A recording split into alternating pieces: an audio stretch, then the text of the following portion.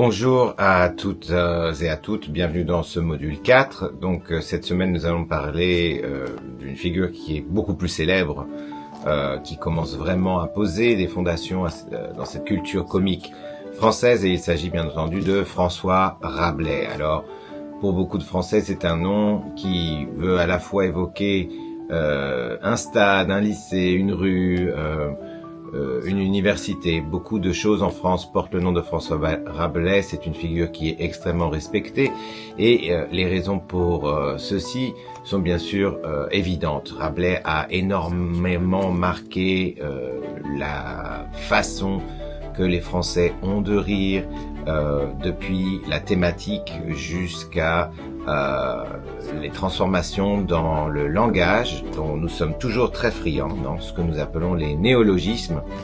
François Rabelais est bien entendu une figure respectée pour avoir eu le courage de lancer la comédie française dans cette direction. Alors, François Rabelais, né aux alentours de 1494-1495, donc vraiment à la fin du XVe siècle, et va pas avoir une vie exceptionnellement longue, mais pour l'époque assez longue et assez productive. Donc il meurt en 1553, et donc on peut dire vraiment que François Rabelais est une figure de la Renaissance française. Alors François Rabelais est connu essentiellement pour son œuvre littéraire, même s'il avait aussi des connaissances en médecine et qu'il avait été un prêtre franciscain. Il est connu essentiellement pour sa série de romans satiriques et comiques intitulés Les Chroniques de, bien entendu, Gargantua en premier et Pantagruel, deux textes qui ont profondément influencé la littérature non seulement française, mais universelle. Alors, pour comprendre l'importance de François Rabelais et de son œuvre en tant que fondation de la culture comique en France, il est nécessaire, bien entendu, d'analyser son œuvre, son style d'écriture qui est si particulier, ainsi que tout l'impact qu'il a par la suite sur des générations d'écrivains et d'artistes qui ont suivi l'esprit rabelaisien. L'esprit rabelaisien se veut d'ailleurs très gaulois. Dans cette vidéo, j'aimerais que nous ayons l'opportunité d'explorer en détail la contribution de Rabelais à la culture comique française et francophone, et également examiner pourquoi il reste une figure incontournable de la littérature comique de la France aujourd'hui. Alors, les œuvres de Rabelais, en particulier Gargantua et Pantagruel, sont des chefs-d'œuvre de la satire universelle et de la comédie qui ont marqué un tournant dans l'histoire de la littérature française. Non seulement comique, mais de tout l'ensemble de notre patrimoine littéraire.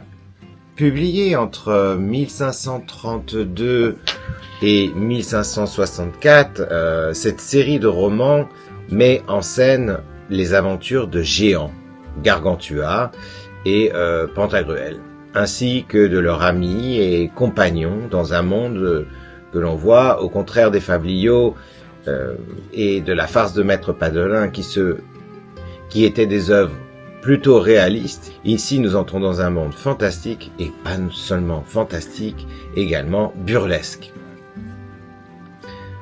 À travers ces récits, Rabelais se moque des institutions politiques et religieuses de son époque, de la Renaissance, critiquant ouvertement et sans se gêner la corruption, l'hypocrisie et l'ignorance, qui sont vraiment des fléaux pour lui dans cette société de la Renaissance. Alors parlons de la Renaissance. La Renaissance, c'est pas quelque chose qui se produit du jour au lendemain. On ne passe pas du Moyen-Âge à la Renaissance en l'espace d'une nuit. La Renaissance se fait progressivement. Elle vient certes d'Italie, mais elle se répand sur toute la France, essentiellement autour des villes et des universités dans un premier temps. Le monde rural continue, lui, de vivre selon un système féodal, alors que le monde urbain commence à se moderniser et renouvelle son art. Parler de la Renaissance, on pourrait en parler pendant plusieurs semestres. Mais pour vous en faire un résumé, on pourrait dire que la Renaissance est ce moment où finalement les cultures occidentales, surtout en Europe de l'Ouest, commencent à prendre une certaine conscience de la beauté humaine, non? C'est-à-dire que jusqu'au Moyen Âge, le corps et la beauté de l'humain n'est pas mis en valeur, non? Pour des raisons théologiques, parce que ce corps, finalement, au Moyen Âge, il est considéré comme quelque chose qui peut disparaître très rapidement. Les Français, au Moyen Âge, pensent essentiellement au salut de leur âme et pas nécessairement à celui de leur corps. Ce corps qui va se dégénérer et qui va finir par mourir. Donc, d'un point de vue théologique, le corps n'a pas de beauté, n'a pas d'importance. Alors que la Renaissance reprend justement ces idéaux de l'Antiquité grecque, de l'époque de l'Empire romain, qui justement avait une certaine admiration pour la beauté du corps. C'est pour ça que nous voyons beaucoup d'œuvres en peinture qui vont mettre en valeur ce corps humain. C'est pas que seulement le corps qui intéresse la Renaissance, c'est aussi son fonctionnement. C'est pas que son extérieur, c'est aussi l'intérieur. Ce qui nous intéresse ici tout particulièrement, c'est que Rabelais lui-même fait des études de médecine. Non seulement il devient un frère franciscain, donc il a une formation en théologie, mais il est aussi également médecin. Et la Renaissance, c'est un moment où on finit par ouvrir le corps humain pour regarder ce qu'il y a dedans. Donc c'est la naissance de l'anatomie. Ce qui explique beaucoup les références aux liquides, aux organes que nous pouvons avoir dans Gargantua et Pantagruel. Donc bien entendu, si vous avez commencé à lire ce texte, vous êtes déjà rendu compte que il y avait certaines difficultés au niveau de la langue, car bien entendu, le texte est écrit dans un français qui non seulement est semi-médiéval, semi-renaissant, mais en plus, Rabelais s'amuse à inventer plein de mots qui n'existent pas, donc il est vraiment célèbre pour ses néologismes, ce qui rend la lecture assez difficile pour les étudiants aujourd'hui. C'est pour ça que je vous conseille d'essayer de mettre en parallèle le texte authentique, le texte d'origine, avec une traduction au français moderne. Mais également, le lire à haute voix peut être un exercice extrêmement amusant. Amis spectateurs qui cette histoire à les écouter, dépouillez-vous de toute passion, et en écoutant ne soyez pas scandalisés, il ne contient ni mal ni corruption. Il est vrai qu'ici vous ne trouverez guère de perfection, sauf si vous désirez rire. Autre sujet mon cœur ne peut choisir à la vue du chagrin qui vous mine et consume. Il vaut mieux traiter du rire que des larmes. Car rire est le propre de l'homme. L'un des aspects les plus remarquables de l'œuvre de Rabelais est justement son utilisation inventive du langage et de la satire pour ridiculiser les défauts et les travers de tous les membres de la société.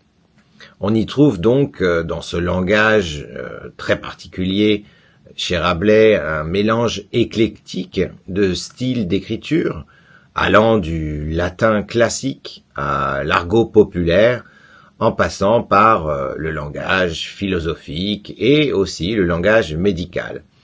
Donc Rabelais est quelqu'un qui vraiment veut faire partie de la société. Tous ses membres l'intéressent et il veut arriver à reproduire l'expression linguistique de tous les membres de la société.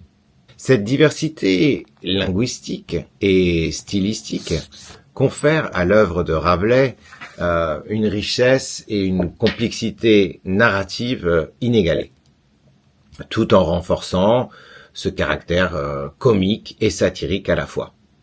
en explorant les thèmes de la gloutonnerie, de la débauche, bien entendu de la guerre et de sa violence, mais également de la philosophie et du monde académique. Rabelais offre une vision décalée et subversive de la réalité, mettant en lumière les absurdités et les contradictions de la société de son temps. Quelque chose dont nous sommes bien entendu toujours très friands. Quelle est votre réplique préférée dans Les Visiteurs? Morte de couille. Oh, morte de couille! Merci la gueuse, tu es un laidron. Merci la gueuse. Tu es un laidron mais tu es bien bonne. Par son humour corrosif et son sens aigu de la caricature, il parvient à dénoncer les abus de pouvoir et à critiquer les conventions sociales avec une ironie, lui aussi, qui s'avère mordante et un esprit, bien entendu, subversif. Au-delà de son talent satirique et comique, Rabelais se distingue également par sa profonde érudition et sa connaissance encyclopédique qui transparaissent dans de nombreuses références littéraires, philosophiques et scientifiques que nous trouvons dans Pantagruel et dans Gargantua.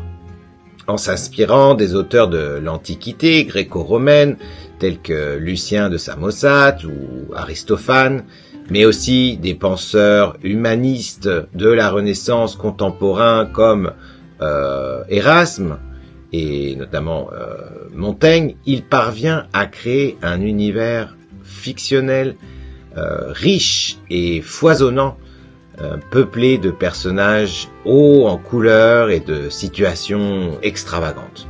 Rabelais, en tant qu'écrivain humaniste et érudit, est également un précurseur de la modernité et de la liberté d'expression, en valorisant la raison, la tolérance et la curiosité intellectuelle. Il participe à l'émergence d'une nouvelle conception de l'homme et de la femme et du monde, basée sur la connaissance et la remise en question des dogmes établis. Par sa volonté de déconstruire les préjugés et les idées reçues, il ouvre la voie à une réflexion critique sur la société et l'individu, tout en invitant le lecteur à repenser les fondements de sa propre existence. En ce sens, Rabelais incarne l'esprit de la Renaissance, caractérisé par un renouveau culturel, artistique et scientifique, qui va bouleverser les mentalités et les pratiques de cette époque. En célébrant la joie de vivre, la liberté d'esprit et la diversité des savoirs, comme il le fait si bien dans ses textes, comme dans sa vie, il contribue à l'émergence d'une culture comique et satirique qui met en lumière les contradictions et les absurdités de la condition humaine. Au-delà de son impact sur la littérature française et sur la culture française, l'œuvre de Rabelais a également influencé de nombreux écrivains, artistes, ultérieurs, autant en France qu'à l'étranger. De Ronsard à Molière, en passant par bien entendu Voltaire, Balzac, Flaubert, Céline et Raymond Queneau. Nombreux sont ces auteurs qui vont vouloir porter la flamme de Rabelais dans les siècles postérieurs. Nombreux sont ceux qui ont salué l'originalité et la modernité de son écriture, tout en s'inspirant de son humour et de sa verve satirique pour nourrir leur propre création littéraire. Dans le domaine du théâtre, notamment, l'influence de Rabelais se fait sentir à travers des comédiens et des dramaturges comme Molière, qui s'inspirent de son esprit comique et de sa subtilité satirique pour créer des personnages et des situations burlesques qui font rire, mais aussi réfléchir, en revisitant les thèmes de la médecine, de la religion, de la guerre, de la politique. Tous les auteurs qui vont prendre Rabelais comme exemple perpétuent l'héritage de cet auteur en proposant une vision décalée de la réalité, tout en incarnant l'esprit de liberté et de création propre à la culture comique. En conclusion, François Rabelais demeure une figure emblématique de la culture comique en France, grâce à son œuvre novatrice et subversive qui mêle humour, satire, érudition et modernité. En explorant les méandres de l'âme humaine et en dénonçant les travers de la société de son temps, il offre une vision originale et profonde de la condition humaine qui va au-delà de la simple comédie pour toucher à l'essence même de l'existence. Par sa capacité à réinventer le langage et repenser les codes de la littérature, Rabelais représente un jalon essentiel dans cette histoire de la culture comique en France, en ouvrant la voie à de nouveaux horizons artistiques et intellectuels. En explorant les liens entre l'humour, la satire et, de l'autre côté, la liberté d'expression, il nous invite à repenser notre rapport au monde et à nous-mêmes, tout en célébrant la diversité et la richesse de la création littéraire et artistique. En définitive, la figure de Rabelais incarne l'esprit de la Renaissance en France, avec son inspiration à la liberté, au plaisir, à la tolérance et à la connaissance, tous conjugués, en nous invitant à rire de nos propres travers et ceux des autres, et il nous encourage à envisager la comédie comme une forme de résistance et d'émancipation qui permet de repenser les normes et les conventions d'une société tout en célébrant la vitalité de sa culture comique, et en France comme partout dans le monde.